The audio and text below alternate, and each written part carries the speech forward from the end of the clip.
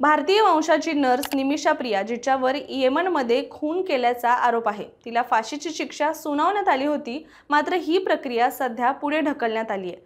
पण तिच्या प्रकरणामुळे एक मोठा प्रश्न उपस्थित झालाय. परदेशी तुरुंगात सध्या तब्बल 10,000हून अधिक भारतीय कैदी तुरुंगवास भोगतायत.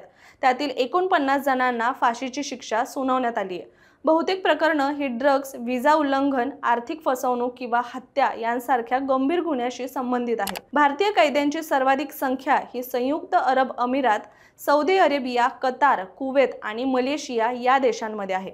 सौदी अरेबियामध्ये काही वेळा कैद्यांना कोणतीही पूर्वसूचना न देता फाशी दिली जाते.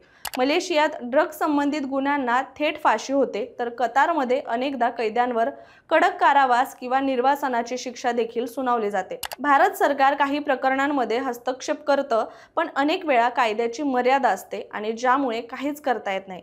निमिषाची फाशी पुढे ढकलण्यात आली, पण विदेशात अडकलेल्या या हजारो भारतीय कैद्यांचं भविष्य काय, असा प्रश्न सध्या उपस्थित होतोय.